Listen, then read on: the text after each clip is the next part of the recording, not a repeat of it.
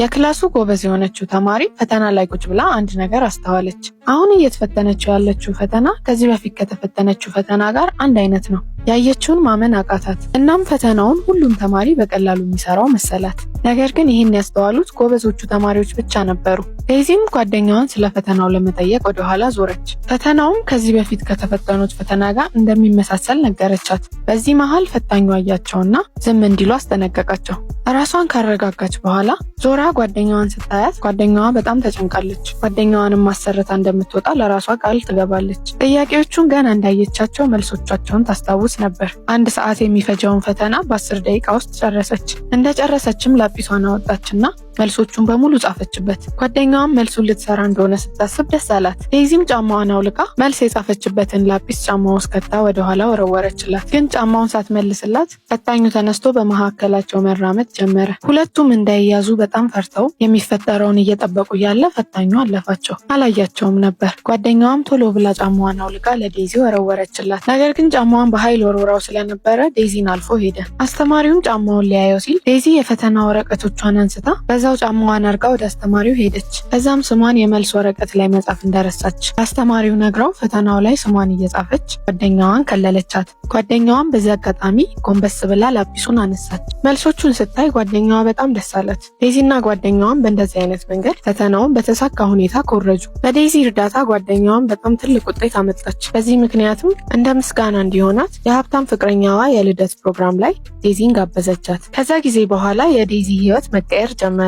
ሀብታሙ ልጅ ስለ ኩረጃቸው አወቀ። እናም እንደ ዴዚ አይነት ፈተና የሚያስኮርጀው ሰው እንደሚፈልግ ማውራት ጀመረ። ቀጣዩን ፈተና ከፍተኛ ውጤት ካመጣ አባቱ ቅንጡ መኪና እንደሚገዛለት ቃል ገብቶለት ነበር። ዴዚ ግን አላስኮርጅም ብላ እምቢ አለች። ሀብታሙ ልጅ ግን ፈተናውን እንዲያልፍ ከረዳችው $3000 እንደሚከፍላት ነገራት። ዴዚ ግን አሁንም ሀሳቧን አልቀየረችም። ሀብታሙ ልጅ ግን ተስፋ አልቆረጠም። እሱ ብቻ ሳይሆን ሌሎች 5 ጓደኞቹም እንደዚህ መስራት እንደሚፈልጉና እሱን ጨምሮ 6 እንደሚሆኑ 3000 በ6 ደግሞ $18000 እንደሆነ ነገራት። ዴዚ ከደሃ ቤተሰብ የመጣች ልጅ ስለሆነች ይህንን ገንዘብ ስትሰማ እምቢ ማለት አልቻለችም። በሌላ ቀን ምሽት ዴዚ ፒያኖ እየተጫወተች አንድ ሀሳብ መጣላት። ሙዚቃን ለኩረጃ ልትጠቀምበት አሰበች። ሙዚቃውንም እንዴት አድርጋ ለኩረጃ እንደምትጠቀም ካሰበች በኋላ ሀብታሙን ልጅና ጓደኞቹን አገኘቻቸው። ከዛም መልሶቹንና ሙዚቃውን እንዴት እንዳገናኘቻቸው አስረዳቻቸው። ኤቢሲዲን ወደ ሜሎዲ ቀይራ በሙዚቃ ልታስኮርጃቸው ተስማሙ። እናም የፋይናል ኤግዛም ዴይ ደረሰ። ዴዚም ባስተማረቻቸው ዘዴ ሁሉም ተማሪዎች ፈተናውን እንዲያልፉ አደረገቻቸው። ሀብታሙም ልጅ ለውጤቱ ቅንጡ መኪናውን አገኘ። ዴዚም ክፍያ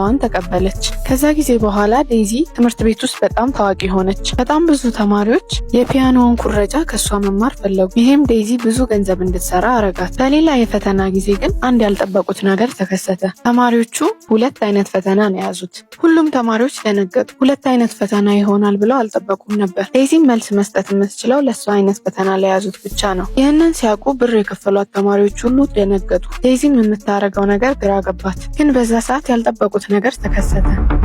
ተማሪዎቹ 2 አይነት ፈተና እንዳለና የኩረጃ እቅዳቸው እንደተበላሸ ሲያውቁ ደነገጡ። ዴዚ ኤቢሲዲን በሜሎዲ ቀይራ ሀብታም ልጆችን ታስኮርጅ ነበር። ግን አሁን 2 አይነት ፈተና እንደሆነ የተሰጣቸው ስታውቅ መፍትሄ መፈለግ አልቻለችም። ከዛ ግን አንዱ ተማሪ ዴዚ አጠገብ የፈተና ወረቀቱን ጣለው። ከዛም ወረቀቶቹን የሚያነሳ አስመስሎ ጎንበስ አለና ፈተናዎቹ እንደሚለያዩና ስታስኮርጅ እንድትጠነቀቅ ነግሯት ወደ አስተማሪው ሄደ። ዴዚም ልጁ አስተማሪውን እንደከለለው ስታውቅ ፈጠን ብላ የትኛውን ፈተና እንደያዘች ለተማሪዎቹ ነገረቻቸው። ከጎኗ የተቀመጠው ልጅ ደግሞ ሌላኛውን ፈተና ነበር የያዘው። ዴዚም እየዞረች ተማሪዎቹን ማየት ጀመረች። ሁሉም የያዙትን የፈተና አይነት በምልክት አሳዩት። ዴዚም እሷ የያዘችውን ፈተና ለያዙ ልጆች ለማስኮረጅ ወሰነች። የእሷን ፈተና የያዙትም ልጆች ተዘጋጁ። እጇንም እያንቀሳቀሰች መልሱን ታሰራቸው ጀመር። ሁሉም ኩረጃውን በደንብ አጥንተውት ስለነበረ በፍጥነት ነበር እየሰሩ የነበረው። ዴዚም የመጨረሻውን ጥያቄ መልስ ከሰጠቻቸው በኋላ ሁሉም የእሷን አይነት ፈተና የያዙት ተማሪዎች ተነሱ። ብዙ ተማሪዎች በአንዴ ጨረስን ብለው ሲነሱ ሲያይ ፈታኙ ተገረመ። ዴዚም አጋጣሚ እየጠበቀች ነበር። ተማሪዎቹም አስተማሪውን ሲሸፍኑት ከጎኗ ካለው ልጅ ጋር የፈተና ወረቀት ተቀያየረች። የቀራትም ጊዜ በጣም ትንሽ ስለነበረ ዴዚ ብዙም ሳታስብ ቀጥታ ወደ መልሱ ገባች። ሰዓታትም እያለፉ ፈተናውን ለመመለስ 20 ደቂቃ ብቻ ቀራቸው። ነገር ግን ዴዚ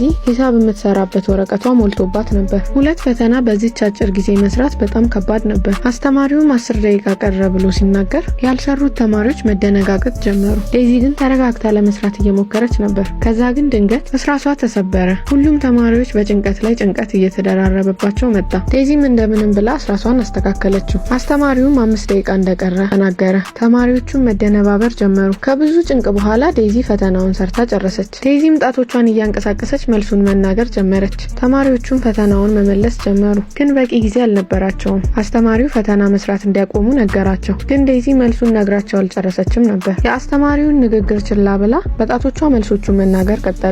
ከዛም አስተማሪው መጥቶ ሲያስቆማት የመጨረሻ መልሷን ልካ ነበር። አስተማሪውን ፈተናውን ከለቀመ በኋላ ተማሪዎቹ በደስታ መቦረቅ ጀመሩ። ሁሉም ስላለፉ ደስ ብሏቸው ነበር። ግን ድጋሚ ያልጠበቁት ሌላ ነገር ተፈጠረ። አስተማሪው ዴዚን ጠራት። የፕሪንሲፓሏ ቢሮም ወሰዳት። አንድ ተማሪ ታስኮርጃለች ብሎ ከሷት ነበር። ዴዚ ራሷን ለመከላከል ብትሞክርም ፕሪንሲፓሏ ግን ምንም እንድታወራ አልፈቀደችላትም ነበር። ሂሳብ ያሰበችበት ወረቀት ላይ የሁለቱም ፈተና ጥያቄዎች ተገኙ። ዴዚ ደግሞ ለዚህ መልስ አልነበራትም። ዴዚም እንዳስኮረጀች ቢታወቅባትም ጎበዝ ተማሪ ስለነበረች ግን ከትምህርት ቤት አልተባረረችም። ነገር ግን ስኮላርሺፑ ተነሳባት። ይህ ማለት ዴዚ ትልቅ ገንዘብ የምታገኝበት ስራዋ ተበላሸ ማለት ነው። ከዛ በኋላ አንድ ቀን ጓደኛዋ ዴዚ ጋር መጣች። ከፍቅረኛዋ ጋርም ሌላ ሀገር ሄዳ ልትማር እንደሆነ ነገረቻት። እዛ ለመሄድ ግን ማለፍ ያለባት ፈተና ነበረ። ለኩረጃ እንድትረዳት ፈልጋ ነበር ወደዚህ የመጣችው። ዴዚ ግን ከዚህ በላይ ያላትን ነገር ማበላሸት ስላልፈለገች እምቢ አለቻት። ከዛም ዴዚ ተነስታ ልትወጣ ስትል ጓደኛዋ አፍ የሚያስይዝ ነገር ነገረቻት። ፍቅረኛዋ 500,000 ብር ድረስ እንደሚከፍላት ነገረቻት። ግን እንዴት አድርጋ ዓለም አቀፍ ፈተናን መኮረጅ እንደምትችል አታውቅም። ግድግዳ ላይ የተሰቀለ ሰዓት አይታ የሚገርም ሀሳብ መጣላት።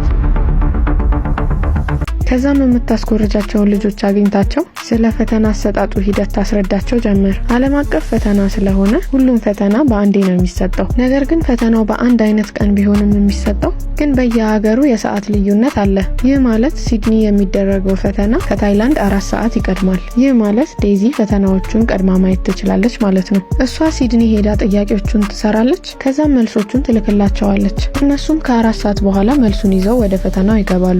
ሀብታሙ ልጅ ዴዚ አስተሳሰብ በጣም ተገረመ። ነገር ግን የሰራችውን መልስ እንዴት አድርጋ እንደምትልክላቸው ግራ ገብቶት ነበር። ዴዚም መልሱን ይዛ የምትወጣበት ብቸኛ መንገድ መልሱን ማስታወስ እንደሆነ ነገረቻቸው። ሀብታሙ ልጅም ሳቅባት። ልጁ ግን ዴዚ ማስታወስ ትችላለች ብሎ አልተማመነባትም ነበር። ከ100 በላይ ጥያቄዎችን እንዴት አድርገሽ ነው የምታስታውሹ ብሎ ጠየቃት። ዴዚም በቂ ሰዓት እስካላት ድረስ እያንዳንዱን ጥያቄ ማስታወስ እንደምትችል ነገረችው። ነገር ግን ካላቸው ሰዓት አንጻር እሷ ማስታወስ የምትችለው ግማሹን ጥያቄ እንደሆነ ነገረቻቸው። ይህ ማለትም የቀረውን ግማሽ ጥያቄ የሚያስታውስ ሌላ ሰው ያስፈልጋቸዋል። ባንክ የሚባለውን ተማሪ አሰቡ። ባንክም በጣም ጎበዝና ጥሩ የማስታወስ ችሎታ ያለው ሰው ነበር። ከዛ በኋላ ባንክና ዴዚ ለ15 ቀን ያህል ስለ ፈተናው ማጥናት ጀመሩ። ጥያቄውንም ለማስታወስ ምን ያህል ጊዜ እንደሚፈጅባቸው መለማመድና ማረጋገጥ ጀመሩ። ሀብታሙ ልጅ ደግሞ ሌሎች ፈተናውን መስራት የሚፈልጉ ተማሪዎችን አስተባብሮ እንዴት ፈተናውን እንደሚሰሩ ስልጠና ይሰጣቸው ጀመር። ሁሉም ተማሪዎች መልሱን የያዘ ስፔሻል የሆነ እስራስ ይሰጣቸዋል። እስራሱ ላይ ያለው ባርኮድ ኤ፣ ቢ፣ ሲ እና ዲን ይወክላል። ተማሪዎቹም ባርኮዱን በማየት መልሱን መስራት ይችላሉ። ይህንንም ሲያዩ ብዙ ተማሪዎች ከፍለው ለመኮረጅ ተስማሙ። ብዙ ተማሪዎችም ገንዘብ ይዘው መምጣት ጀመሩ። ከዛም ነገሮች ሁሉ ከተስተካከሉ በኋላ ዴዚ እና ባንክ ፈተናውን ለመፈተን ወደ ሲድኒ ሄዱ። እንደገቡም ቶሎ ብለው ወደ ሽንት ቤት ሄዱ። ከዛም ሞባይላቸውን ሽንት ቤቱ ሲንክ ስር ደበቁት። ከዛም ስክሪፕቷቸውን ይዘው ወደ ፈተናው ክፍል ሄዱ። ፈተናውም እንደጀመረ ዴዚ እና ባንክ እየተናበቡ መስራት ጀመሩ። ሁለቱም በጣም ጎበዝ ተማሪዎች ስለነበሩ ጥያቄዎቹን በሙሉ በ20 ደቂቃ ጨረሱ። ከዛም መልሶቹን ማስታወስ ጀመሩ። በዛ የማስታወስ ችሎታቸውም ሁለቱም መያዝ ካለባቸው ጥያቄ ግማሹን ያዙ። ሰዓቱ ሲያልቅም አስተማሪዋ የመጀመሪያው ክፍለ ጊዜ እንዳለቀ ነገረቻቸው። ዴዚ እና ባንክም በፍጥነት ወደ ሽንት ቤት ሄዱ። ሞባይላቸውን ከሽንት ቤቱ ሲንክ ስር ወስደው መልሶቹን ለሀብታሞቹ ልጆች መላክ ጀመሩ። ታይላንድ ያሉት ሀብታም ልጆችም መልሱ እንደደረሳቸው መልሶቹን ወደ ባርኮድ ቀይረው እስራሶቹ ላይ ማተም ጀመሩ። እነ ዴዚ ጋር ደግሞ የፈተናው ሁለተኛ ክፍለ ጊዜ ጀመረ። ዴዚ እና ባንክም ወደ ክፍላቸው ተመለሱ። እናም ቅድም ይሰሩ የነበሩትን ነገር ድጋሜ መስራት ጀመሩ። ፈተናቸውንም ቶሎ ሰርተው ጨረሱ። ለዴዚና ለባንክ ከባዱ ነገር ፈተናው አልነበረም፣ መልሱን ማስታወስ ነበር እንጂ። ሁለቱም በጭንቅ ውስጥ ሆነው መልሱን ለማስታወስ መሞከር ጀመሩ። ሁለተኛው ክፍለ ጊዜም እንዳለቀ ሁለቱም እየሮጡ ወደ ሽንት ቤት ሄዱ። ድርጊታቸው ግን የሴኩሪቲ ካሜራውን ትኩረት ስቦት ነበር። እናም ባንክ መልሶቹን እየላከ ዴዚ ግን ችግር ውስጥ ነበረች። የሴቶች ሽንት ቤት ሰልፍ ነበረው። እናም ወደ ሽንት ቤት መግባት አልቻለችም ነበር። ሰዓቱ በፍጥነት እየሄደ ነበር። ዴዚ መደነጋገጥ ጀመረች። ከዛ ግን ድንገት ፈታኙ ባንክ የገባበትን ሽንት ቤት በር አንኳኳ። ባንክም ከሽንት ቤት እንዲወጣ ተነገረው። ባንክ ግን በጣም ቢደነግጥም የፈታኙን ትዕዛዝ ችላ ብሎ መልሶቹን መላክ ጀመረ። ከብዙ ጭንቀትም በኋላ ባንክ ሁሉንም መልሶች ላከ።